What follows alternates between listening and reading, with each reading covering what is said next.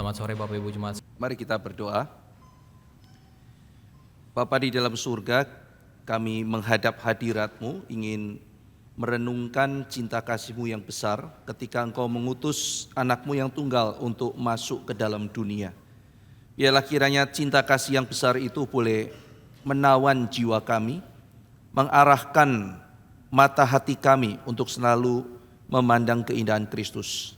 Dan biarlah Engkau menggugurkan seluruh selubung-selubung yang menghalangi mata rohani kami untuk melihat kemuliaan-Mu. Dan biarlah kemuliaan-Mu itu makin bersinar terang dan makin membuat hati kami bercahaya. Kami rindu akan kemuliaan-Mu, kami rindu akan kebesaran-Mu. Biarlah Tuhan boleh menyingkapkan diri-Mu kepada setiap kami. Dalam nama Tuhan Yesus Kristus kami berdoa. Amin. Saudara sekalian, tadi pagi saya merenungkan Natal bersama-sama dari kitab Matius. Kalau dalam kitab Matius kita melihat Matius merenungkan Natal di dalam perspektif Musa. Dia membuka kitab Matius dengan genealogi, lalu melanjutkan di dalam pola Yesus sebagai Musa yang baru, tetapi sekaligus yang melampaui Musa. Matius pasal 2 diawali dengan kisah orang-orang Majus yang menggemakan bahwa Yesus adalah raja, yang dalam pasal 1 sudah dijelaskan dia adalah keturunan Daud, Mesias yang sah. Dan Mesias yang sah itu bukan hanya raja Israel tapi raja atas seluruh bumi. Maka dengan demikian karena dia raja atas seluruh bumi, maka dikatakan dalam kitab Mazmur, semua bangsa-bangsa, raja bangsa-bangsa akan datang menyembah dia. Mereka akan membawa emas, kemenyan dan persembahan kepada raja itu. Sehingga dengan demikian Matius memperlihatkan gema dalam perjanjian lama yang muncul dalam perjanjian baru. Lalu kemudian di situ Matius menuliskan ada bahaya pembunuhan yang akan diadakan oleh Herodes. Sehingga ada seorang bernama Yusuf lalu membawa keluarga yang mau dibinasakan untuk pergi dan dipelihara ke tanah Mesir. Lalu setelah itu maka kemudian Tuhan memanggil orang Israel keluar dari Mesir. Saudara sekalian, kita semua tahu itu adalah kisah Musa. Tuhan mengatur di dalam kedaulatan dia. Yusuf membawa kaumnya orang Israel, keturunan Yakub untuk dipelihara di Mesir. Dan Yusuf adalah seorang yang tulus hati, seorang tidak banyak ngomong, tetapi melakukan kehendak Tuhan. Dan dalam perjanjian baru, anak Yakub dikasih nama Yusuf. Saudara sekalian, di sini kita melihat Pak Yakub ketika punya anak, anaknya bisa dikasih nama misalnya Samuel gitu ya. Jadi Maria dan Samuel. Tetapi di dalam kedaulatan Allah dikasih nama Yusuf. Sehingga dalam perjanjian baru namanya adalah Yusuf. Dalam perjanjian lama namanya adalah Yusuf. Kita melihat ini adalah paralel yang menjadi kedaulatan Tuhan dalam pengaturan Tuhan. Jadi Yusuf dalam perjanjian lama membawa keluarganya selamat di Mesir. Yusuf dalam perjanjian baru membawa keluarganya diungsikan ke Mesir. Lalu kemudian Musa mau dibunuh oleh Fir'aun. Yesus mau dibunuh oleh Fir'aun baru yang namanya Herodes. Sehingga akhirnya dua-dua luput dari pembunuhan. Lalu kemudian dari Mesir ku panggil anakku. Lalu kemudian setelah itu Matius bicara mengenai baptisan Yesus. Orang Israel lewat Laut Teberau. Dan Korintus mengatakan bahwa disitulah orang Israel dalam kiasannya menerima baptisan. Lalu setelah melewati Laut Teberau, orang Israel masuk padang gurun. Dan orang Israel di padang gurun semua orang tahu 40 tahun mereka harus dilatih Tuhan di sana. Dan Yesus setelah dibaptis di dalam Injil Matius masuk ke padang gurun berpuasa 40 hari 40 malam. Itu semua bukan kebetulan, saudara. Kenapa Yesus tidak bikin puasa 39 hari, puasa 20 hari, atau puasa 100 hari? Di situ kita melihat di dalam pimpinan kedaulatan Allah, Allah mau menyatakan bahwa Israel dulu gagal 40 tahun di padang gurun. Tetapi Yesus sukses 40 hari berpuasa. Yesus adalah Israel yang sejati, yang sukses. Apalagi kalau kita membaca kisah pencobaan di padang gurun. 3 kali jawaban Yesus. Itu semua adalah kutipan dari kitab Ulangan. Dan di situ konteksnya adalah bagaimana orang Israel dicobai dan jatuh, tetapi Yesus sukses. Dan kemudian masuk bagian khotbah di bukit. Sebagaimana Tuhan di Sinai memberikan Taurat, maka dalam khotbah di bukit kita melihat Yesus melampaui Musa dengan menjadi otoritas yang memahami, menafsirkan Taurat. Bahkan Yesus mengatakan, ada tertulis, tetapi aku berkata kepadamu. Wah, saudara sekalian, Musa pun tidak melakukan hal itu.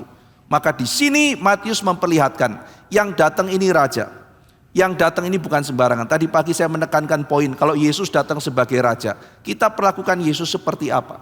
Nah, saudara sekalian, Lukas punya perspektif yang berbeda tentang Natal. Injil Lukas dibuka di dalam bait Allah. Lalu Injil Lukas ditutup juga dengan bait Allah. Tetapi di dalam Injil Lukas dibuka dengan kondisi krisis di bait Allah. Di bait Allah kelihatan semuanya baik. Tetapi orang yang paling baik waktu itu adalah Zakaria pun tidak bisa lolos dari ketidakpercayaan. Itu sebabnya kita melihat, maka Yesus Kristus datang menggenapi. Sehingga nanti akhirnya di dalam kisah, di dalam Injil Lukas pasal terakhir ditutup dengan bait Allah. Injil Lukas dibuka di bait Allah ada orang yang bisu. Di dalam akhir Injil Lukas dicatat mereka semua di bait Allah memuji Tuhan. Jadi ada pemulihan bait Allah. Lalu kemudian Lukas melanjutkan ke kisah para rasul. Dibuka di awal sampai akhir. Akhirnya adalah ujung bumi. Jadi dimulai di bait Allah, selesai pada ujung bumi. Dan di awal-awal Injil Lukas ketika menceritakan Natal, di situ dia mengaitkan Yesus dengan kisah Samuel. Saudara sekalian, Roh Kudus mengurapi Lukas sehingga dia melihat bahwa Yesus adalah penggenapan dari Samuel yang sudah diberikan Tuhan. Samuel lahir di zaman di mana tidak ada firman Tuhan. Dikatakan sebelum Samuel tidak ada firman Tuhan. Eli tidak punya kepekaan untuk diberikan wahyu oleh Tuhan. Maka setelah Samuel, Tuhan berkata-kata kepada orang Israel. Demikian juga kita tahu ada 400 tahun tidak ada Nabi Tuhan. Lalu muncul Yohanes Pembaptis. Dan setelah itu Yesus muncul. Dan setelah Yesus muncul, firman Tuhan begitu limpah. Itu sebabnya kita membaca dalam Injil Lukas. Kita melihat pola Samuel. Ada perempuan yang mengandung dari Roh Kudus. Lalu kemudian kalau Hana menyanyi memuji Tuhan, Magnificat. Maria juga memuji Tuhan. Dan isi lagunya itu adalah pembalikan seluruh sejarah.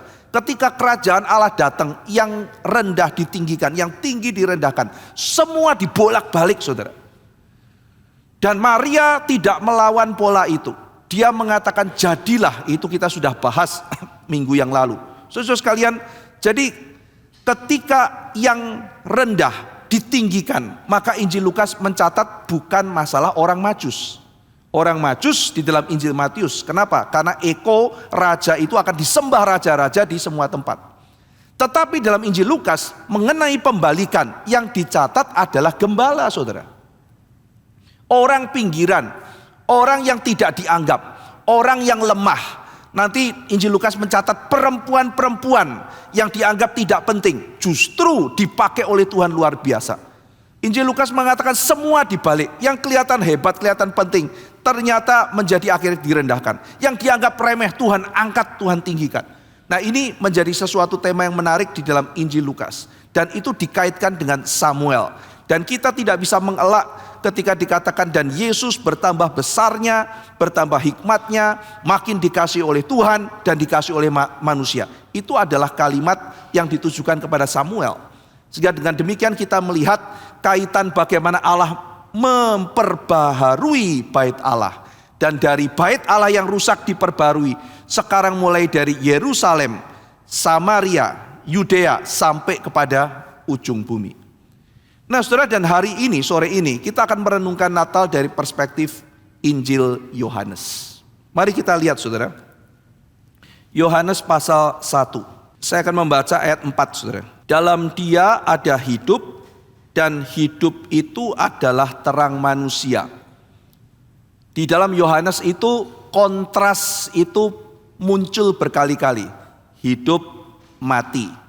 Terang, gelap. Itu muncul, saudara.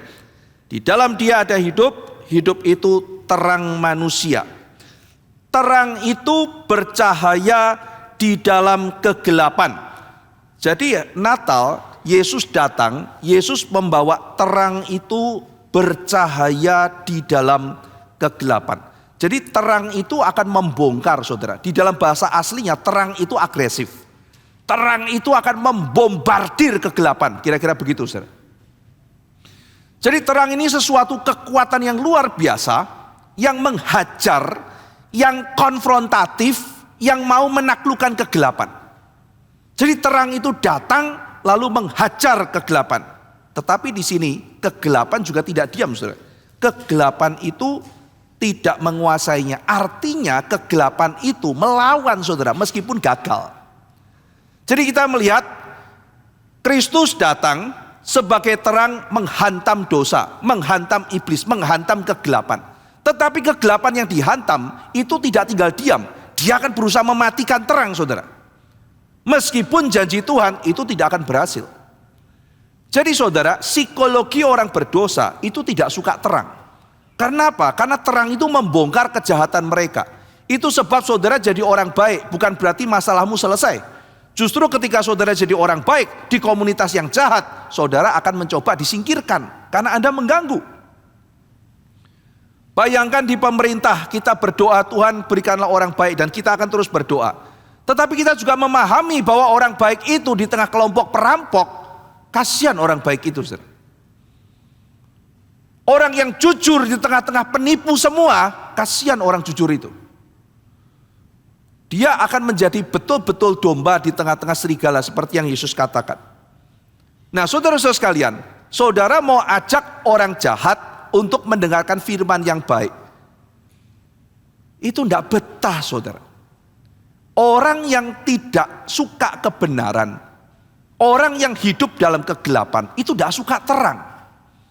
Saudara mengatakan, wah ini bagus sekali. Saudara kasih lihat sama orang yang hidup dalam kegelapan, dia tidak akan senang. Ini bagus, bagusnya beda. Kayak begini kok bagus.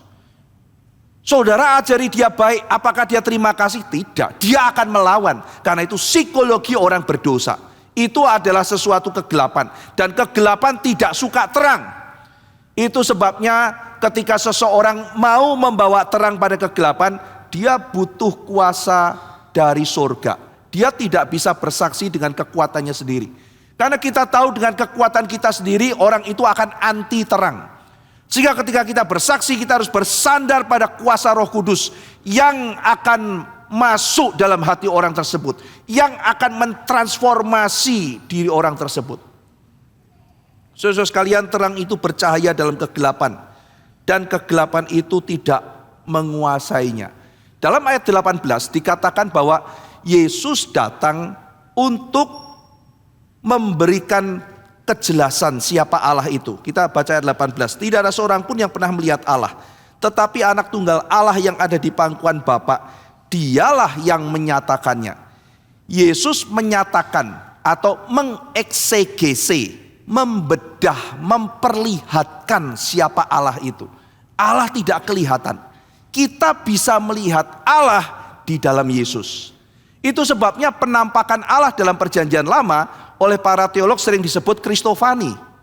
Wah, aku melihat Allah. Loh, Allah kan tidak bisa terlihat. Dalam Yohanes pasal 1 ayat 18, tidak ada seorang pun bisa melihat Allah, tetapi anak tunggalnya yang memperlihatkan. Berarti yang dilihat oleh orang-orang dalam perjanjian lama itu adalah pribadi kedua. Karena melalui pribadi kedua, maka Allah bisa terlihat. Saudara ingat peristiwa transfigurasi kan? Tidak ada seorang pun bisa lihat Allah. Orang lihat Allah mati. Tetapi di dalam Yesus Kristus, Elia, Musa bersama dengan murid-murid melihat dan tidak mati. Musa dan Elia kan ketakutan, tidak mau lihat Tuhan kan, saudara. Dia kepengen lihat Tuhan, tapi satu sisi dia tahu lihat Tuhan itu mati. Musa rindu sekali mau melihat Tuhan, dan Tuhan hanya berikan sekelebat saja. Lalu Elia ketika mendengar suara angin, dia menyelubungi mukanya dengan kain lalu keluar dan melihat Tuhan di situ. Iya kan saudara? Jadi mereka semuanya itu cuma melihat Tuhan seolah-olah kasih tangannya gini, terus sedikit memperlihatkan kelebat. Jadi Musa cuma sembunyi di ceruk lalu kelihatan kelebatannya Tuhan. Tetapi di dalam peristiwa transfigurasi, Musa Elia ngobrol enak dengan Yesus. Karena di dalam Yesus ada pengampunan. Di dalam Yesus Allah yang tidak terlihat bisa kita lihat. Nah, ini adalah anugerah yang luar biasa saudara. Nah jadi Yesus diberikan kepada manusia. Sehingga dengan demikian dia mengeksegese. Dia menyatakan siapa Allah itu. Allah itu kasih, lihatlah Yesus. Dia mati di atas kayu salib. Allah itu mengerti penderitaan kita. Lihatlah Yesus, dia mau menjadi sama dengan kita, menjadi manusia. Di dalam Yesus kita melihat siapa Allah itu. Maka Yesus mengatakan, hai Filipus, tidak tahukah engkau? Engkau melihat aku, engkau melihat Allah. Engkau sudah berapa lama bersama dengan aku Filipus? Masakan kau tanya, perlihatkanlah Allah itu kepada kami sekali saja. Setelah itu kami mati pun tidak apa-apa. Wah, itu impian banyak orang pada waktu itu saudara. Pengen lihat Tuhan lalu mati. Saudara mungkin kepikir gini ya, Pak, aku kepengen bahagia puncak terus mati pun tidak apa-apa. Aku pengen nikah sama orang itu, wah cantiknya, gantengnya, habis nikah sehari mati juga tidak apa-apa. Aku kepengen kaya kayak begitu, habis itu sehari mati juga tidak apa-apa. Tapi sudah pernah ngerasain. Kira-kira Filipus permintaannya seperti itu saudara. Filipus tahu tidak ada kebahagiaan lebih dari melihat Tuhan langsung muka dengan muka. Tapi dia tahu artinya bahwa itu artinya dia adalah mati. Maka dia mengatakan, perlihatkanlah Allah itu pada kami. Setelah itu biar kami mati. Yesus bertanya, kamu tuh sudah lama bersama dengan saya. Masakan kamu tidak mengenal saya? Hei Filipus, bukankah engkau melihat aku, engkau melihat Bapa? Saudara sekalian, maka Yesus menyatakan siapa Bapa. Tetapi yang menarik saudara, setelah kita melihat hal itu, kita membaca ayat ke-6. Datanglah seorang yang diutus Allah, namanya Yohanes. Saudara perhatikan Injil Yohanes ini. Baru bicara mengenai kosmik saudara ya. Pada mulanya adalah firman. Firman itu bersama-sama dengan Allah. Firman itu adalah Allah. Firman itu dalam dia ada hidup. Hidup itu terang manusia. Terang itu diberikan ke dalam dunia. Dunia ini kegelapan tidak bisa menguasainya. Itu semua bicara mengenai hal yang besar. Tiba-tiba muncul satu orang. Namanya apa saudara? Yohanes. Menarik saudara. Jadi Yohanes Rasul ini kemungkinan besar adalah muridnya Yohanes Pembaptis. Karena nanti Andreas bersama dengan satu orang lagi tanya, Guru, Yohanes Pembaptis, lihat itu, orang yang kau baptis itu sekarang juga melayani. Muridnya lebih banyak dari kamu. Bagaimana ini Guru? Yohanes bukan mengatakan, itu mah sesat, ikut aku aja. Enggak saudara. Yohanes bilang, kamu enggak ikut dia sekalian. Ayo ikut dia. Karena aku memang tugasnya lihat dia. Kamu tahu enggak? Saya tuh harus makin kecil, dia harus makin besar. Saudara, berapa luas hati Yohanes Pembaptis.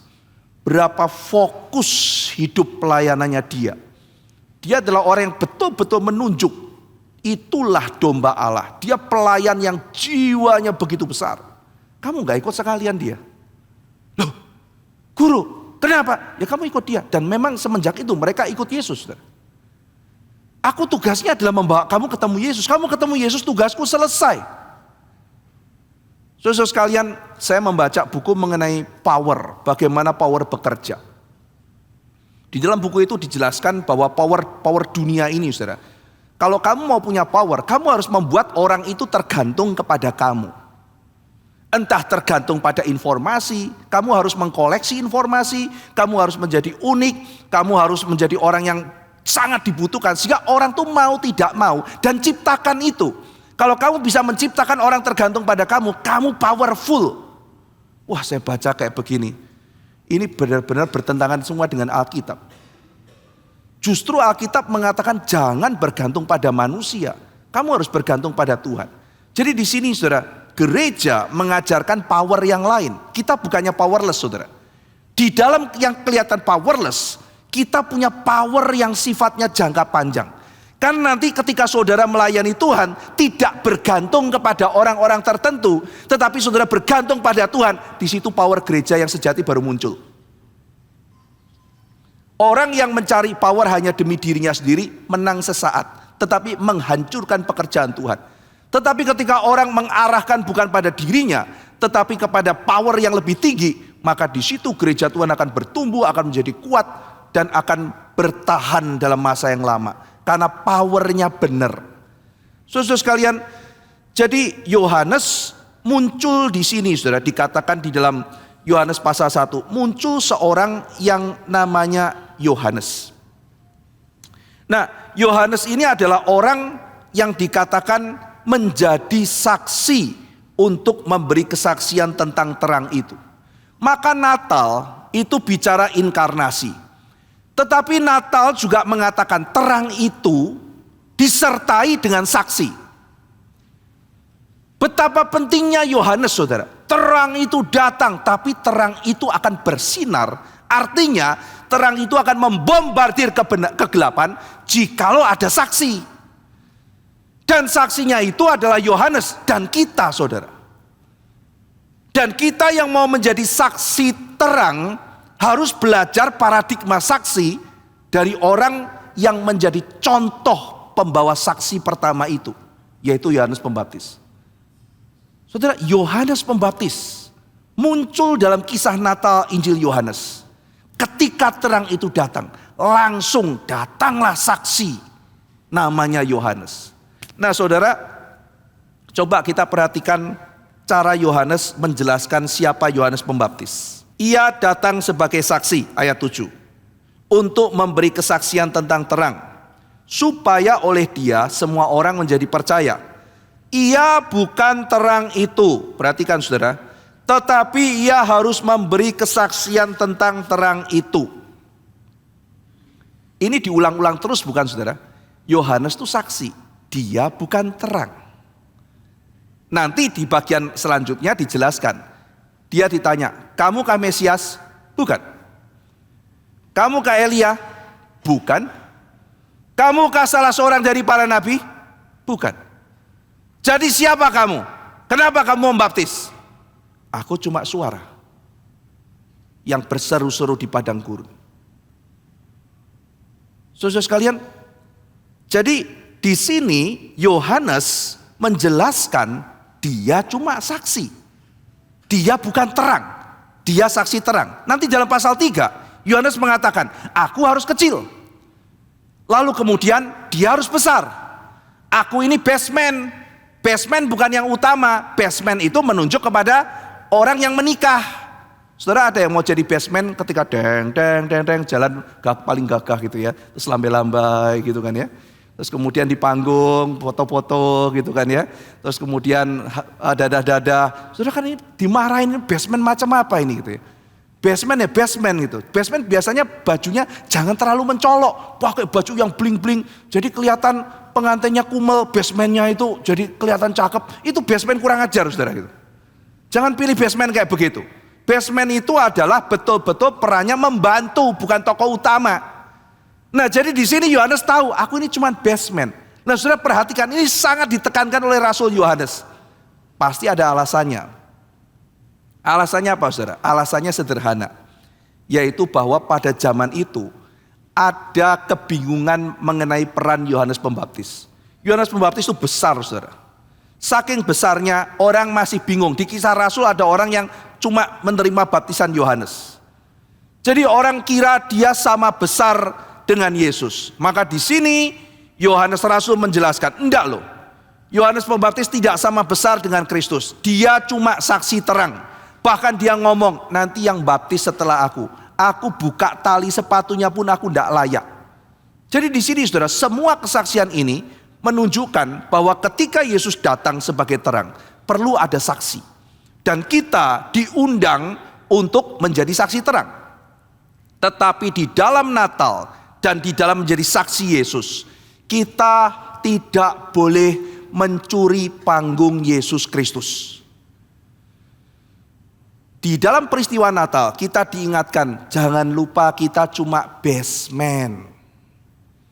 Kita itu cuma penggembira, saudara. Kita cuma saksi. Yang paling utama itu pengantinnya, bukan kita. Jadi saudara-saudara sekalian, di dalam sebuah pelayanan, yang penting Yesusnya, bukan saya. Di dalam sebuah gereja, yang penting firman-Nya, Yesusnya, bukan pendetanya. Di dalam sebuah kepanitiaan, yang penting bukan sistemnya, tapi Yesusnya. Jangan sampai ada apapun itu, baik itu sistem, manusia, dan apapun juga, yang merebut fokus utama, yaitu Yesus Kristus.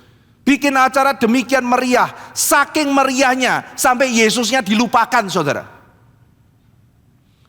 Natal itu fokusnya apa? Fokusnya Yesus. Keluarga fokusnya apa? Fokusnya Yesus, saudara. Ibadah fokusnya apa? Fokusnya Yesus. Kita bekerja fokusnya apa? Memuliakan Yesus. Jangan lupa Yesus di dalam setiap fokus kehidupan kita. Nah, di zaman itu, saudara sekalian, muncul demam Elia. Di dalam kitab Maleakhi, kitab terakhir dalam perjanjian lama, ditutup dengan apa, saudara? Nanti Elia akan datang. Kalau Elia sudah datang, di situ kerajaan surga akan digenapkan. Jadi dalam eskatologi orang Yahudi, Elia akan muncul. Nah, saudara-saudara sekalian, masalahnya demam Elia ini bercampur dengan tahayul lokal. Jadi ada sebagian kepercayaan bahwa Elia itu terangkat ke surga, tapi kan belum mati. Dia itu masih menjelajah Israel. Persis kayak legenda King Arthur, saudara. Dulu orang Inggris percaya King Arthur tidak mati, dia menjelajah seluruh Inggris ini. Dan nanti pada waktu Inggris dalam bahaya, dia akan muncul bersama dengan pedang Excalibur. Kira-kira seperti itu. Maka kadang-kadang orang Israel di zaman itu kasih sesajen, yaitu ya semacam inilah, saudara, semacam air gitu ya. Jadi siapa tahu Elia mampir untuk minum, itu bercampur dengan kepercayaan lokal seperti itu. Jadi orang-orang itu masih percaya Elia mengembara, dan nanti dalam penjajahan Romawi Elia akan muncul dan Elia akan memimpin perjuangan itu untuk melawan orang Romawi. Nah, jadi saudara-saudara sekalian, bayangkan kalau Yohanes mengatakan, aku adalah Elia. Wah, dia langsung trending topik, saudara. Trending dia, karena itu dinanti-nantikan oleh orang. Tapi mari kita lihat, saudara, bagian selanjutnya. Setelah Yohanes menjelaskan peran siapa Yohanes Pembaptis, mari kita masuk di dalam ayat 19, kesaksian Yohanes tentang dirinya sendiri. Dalam ayat 19 dikatakan, inilah kesaksian Yohanes ketika orang Yahudi dari Yerusalem mengutus beberapa imam dan orang-orang Lewi kepadanya untuk menanyakan dia, siapakah engkau? Ia mengaku dan tidak berdusta. Katanya, aku bukan Mesias. Lalu mereka bertanya kepadanya, kalau begitu siapakah engkau? Elia? Dan ia menjawab, bukan. Engkaukah nabi yang akan datang? Dan ia menjawab, bukan. Maka kata mereka kepadanya, siapakah engkau? Sebab kami harus memberi jawab kepada mereka yang mengutus kami. Apakah katamu tentang dirimu sendiri? Jawabnya, akulah suara yang berseru-seru di padang gurun. Luruskanlah jalan Tuhan, seperti yang telah dikatakan Nabi Yesaya. Saudara, jadi Yohanes itu adalah pelayan yang memahami identitasnya. Dia adalah contoh seorang saksi, saudara. Kita juga menjadi saksi terang. Kita menjadi saksi Yesus, saudara. Dan seorang saksi Yesus itu harus memahami identitas kita itu siapa. Posisi diri kita itu siapa. Bagaimana cara kita bersaksi tentang terang itu.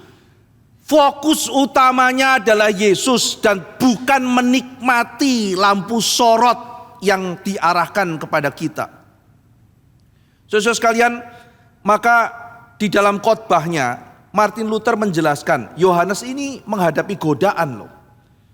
dia dihadapkan dengan hadiah yang besar. Dia bisa diterima luar biasa kalau dianggap sebagai Mesias. Kamu Mesias ya? Bayangkan kalau Yohanes menjawab, ya, aku Mesias.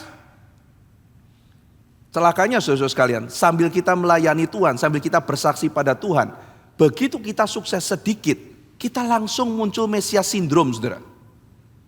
Wah, kayaknya kalau nggak ada aku hancur nih gereja gitu.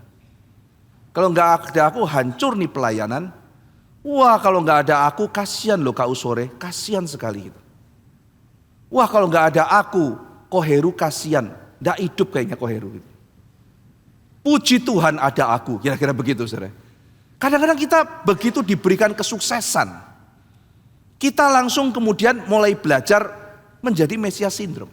Nanti di sidang sinode saya akan membahas mengenai disapih saudara. Karena pelayan Tuhan salah satu yang problem bukan cuma pelayan yang jahat, tapi pelayan yang rewel.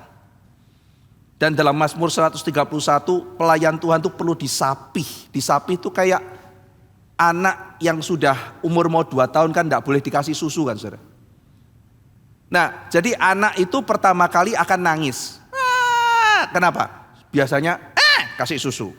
Diam, mama baik, ya kan? Kasih susu lagi, mama baik. Kenapa mama baik?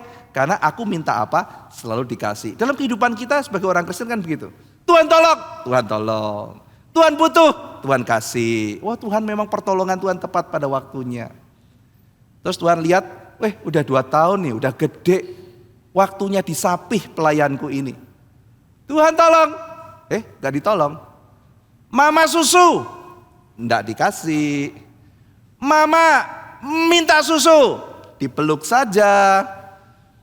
Mama aku mau minum, bobok saja. Enggak mau bobok, pokoknya bobok. Mama jahat, tidak, gitu kan ya. Mama di mana? Aku di sini. Gitu.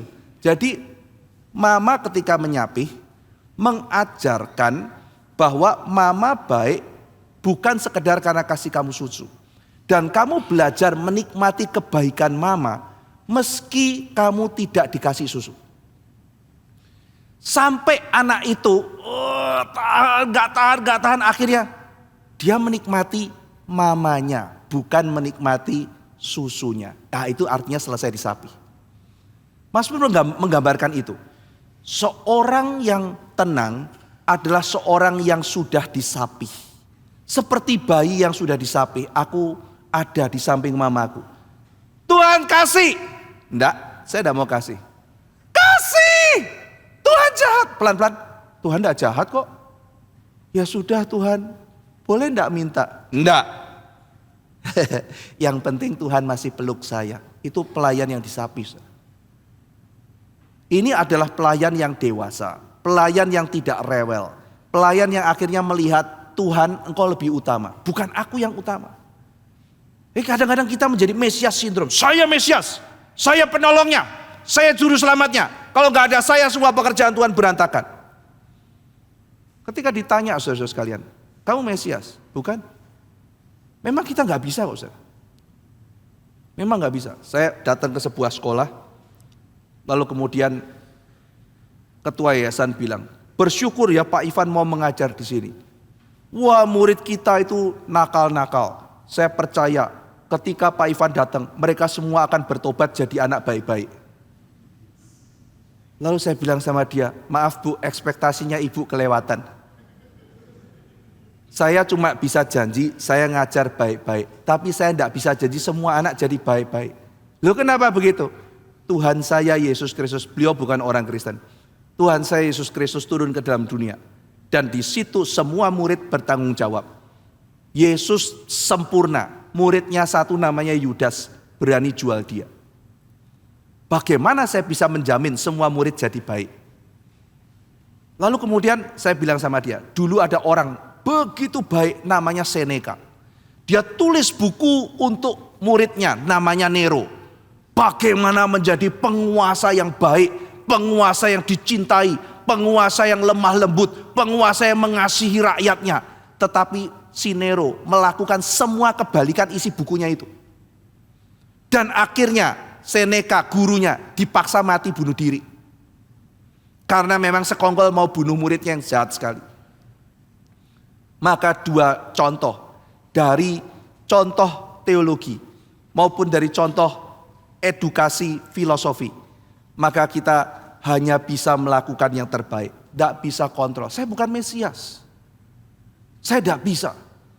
Oh, saya kasihan sama kamu. Saya mau nikah sama kamu. Kenapa? Aku kasihan. Kalau nggak ada aku, hari depanmu malang. Bukan hanya hari depannya dia, hari depannya orang yang sok Mesias itu juga akan jadi malang mungkin, saudara.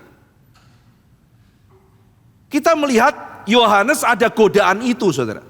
Kita juga kadang sukses sedikit sudah merasa diri kita Mesias menyelamatkan dunia. Kadang kalau ketemu orang-orang kayak begini, saudara, Pak Ivan, Indonesia butuh Bapak. Waduh, gitu ya. Luar biasa, Indonesia butuh saya, gitu kan ya. Wah, kalau kita ikut-ikut, wah memang betul. Jangankan Indonesia, galaksi ini butuh saya, gitu kan ya. Sekalian aja ego megalomania gitu ya. Saya bilang, aduh, Indonesia butuh.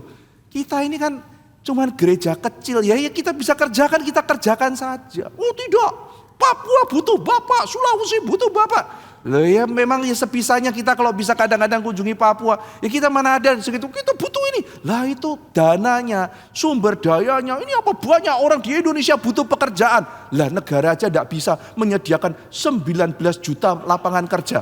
Apalagi saya gitu kan. Tidak bisa, saudara. Muluk sekali gitu. Aduh menyediakan lapangan pekerjaan. Kalau negara aja tidak bisa, ini gereja kecil loh, ini bisa apa kita? Tapi kita akan lakukan yang bisa kita lakukan. Terus saya bilang, by the way Pak, Bapak kalau memang beban, Bapak kerjakanlah.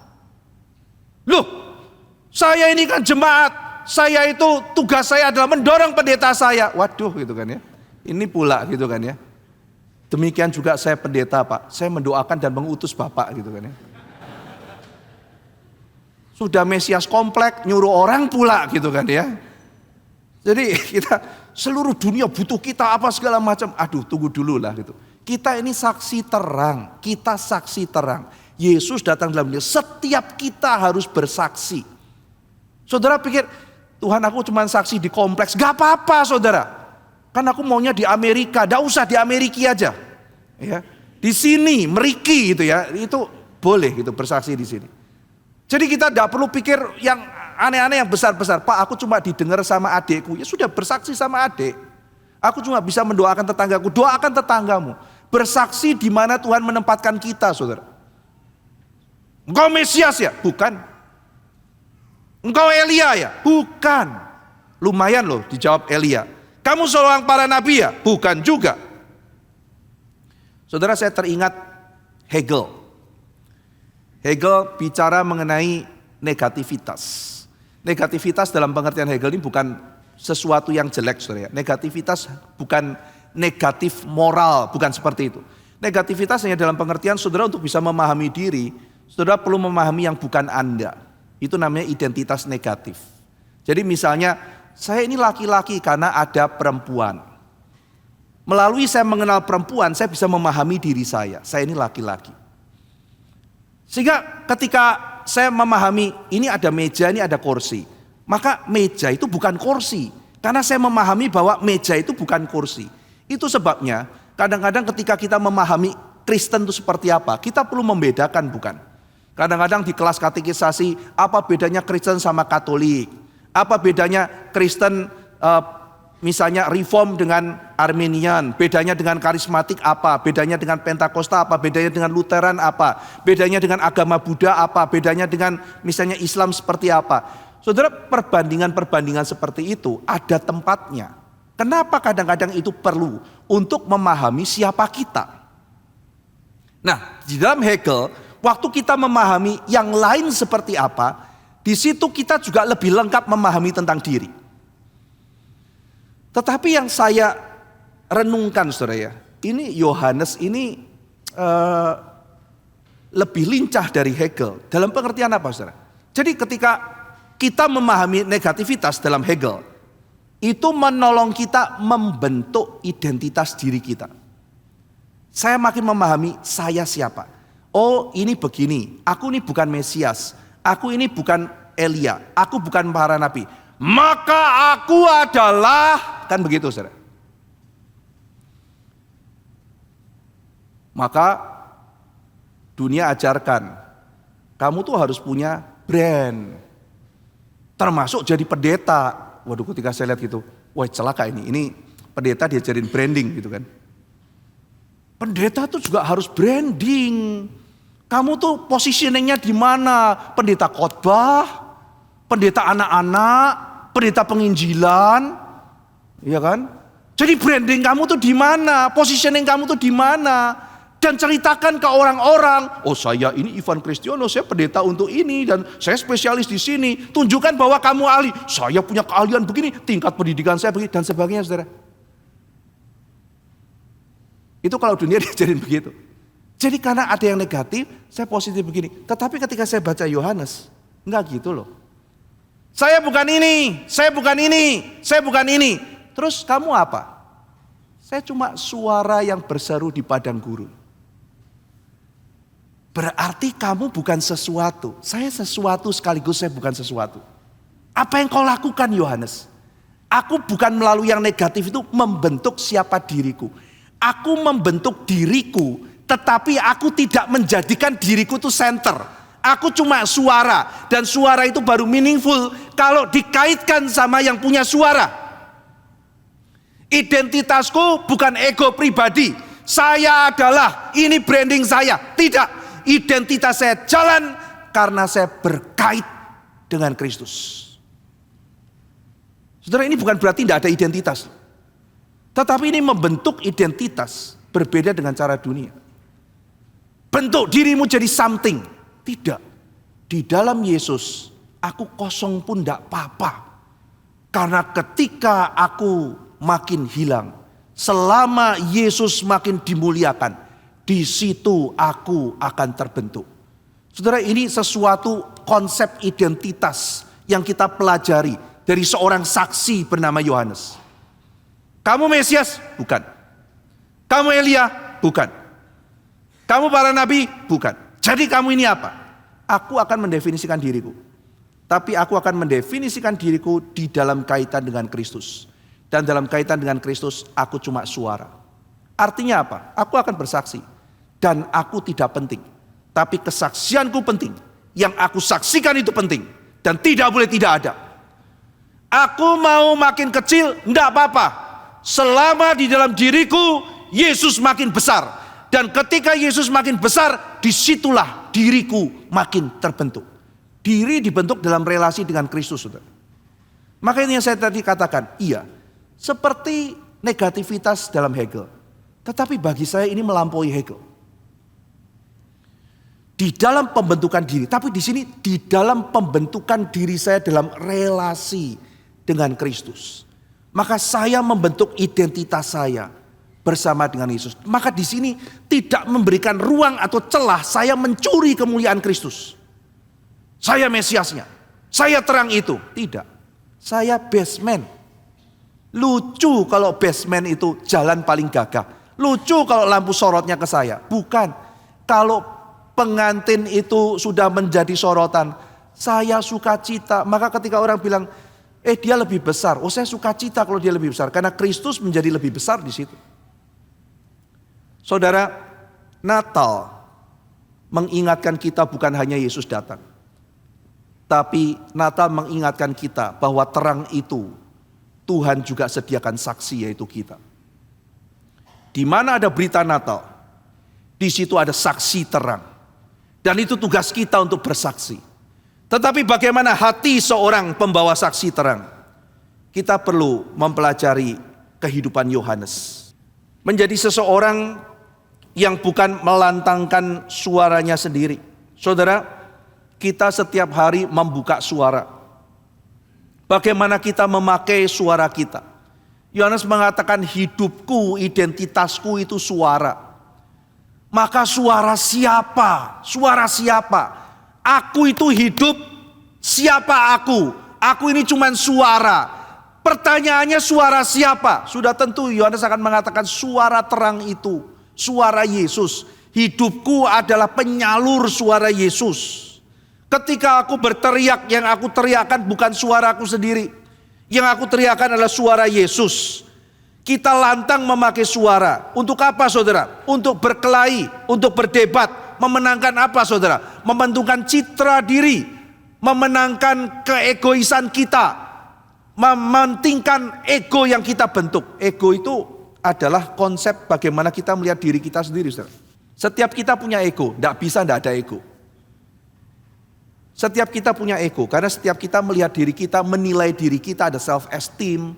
Lalu kemudian kita berpikir tentang diri kita. Dan seringkali kita marah karena apa yang kita pikir tentang diri kita itu bentur dengan di luar. Dan ada potensi ego kita dihancurkan, maka kita bisa marah sampai sakit luar biasa.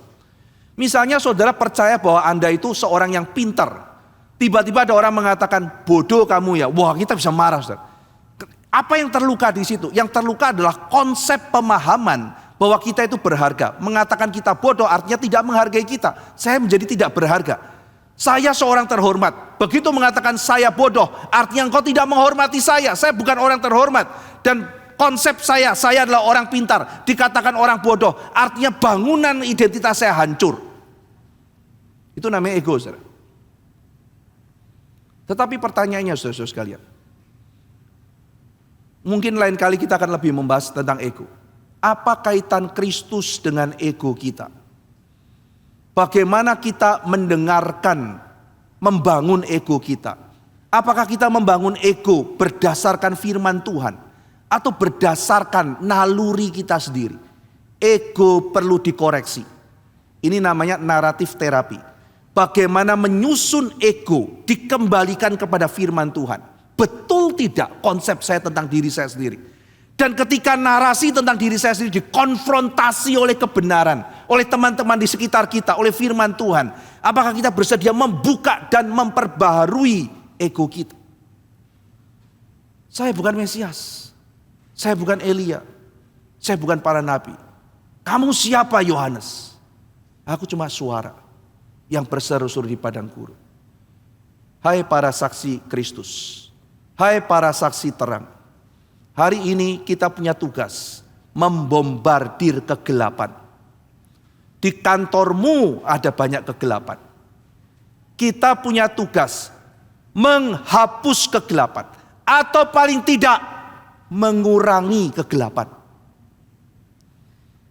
Kantor kita isinya ngomong jorok, kotor, tidak karu-karuan. Ada saudara, orang sedikit sungkan ngomong, lumayan saudara. Di kantor banyak orang nilep. Saudara seorang yang sangat teliti. Kecurangan berkurang 60% karena kehadiran saudara. Puji Tuhan. Anda mengurangi evil, mengurangi kejahatan. Di tempat Anda banyak orang yang curang luar biasa. Karena Anda datang, orang tidak berani. Males-malesan dengan Anda seorang yang disiplin. Menjadi contoh teladan, tidak disukai. Tetapi menjadi lebih baik. Ada saatnya kita tidak bisa menghapus seluruh kejahatan. Sistem begitu rusak. Tetapi ketika saudara ada di situ, dunia jadi sedikit lebih baik. Dan ketika itu dilakukan oleh semua orang Kristen yang adalah saksi terang. Yang mencoba untuk membombardir kegelapan. Meskipun kita juga tahu kegelapan akan melawan kita kembali. Maka berbahagialah kita. Karena kita diberikan janji. Terang itu akan mengalahkan kegelapan. Dan kegelapan tidak bisa menguasainya. Mari kita pelihara hati kita. Pelihara identitas kita. Dan bersaksi.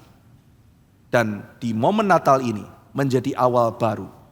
Minggu depan kita masuk tahun yang baru. Janji yang baru.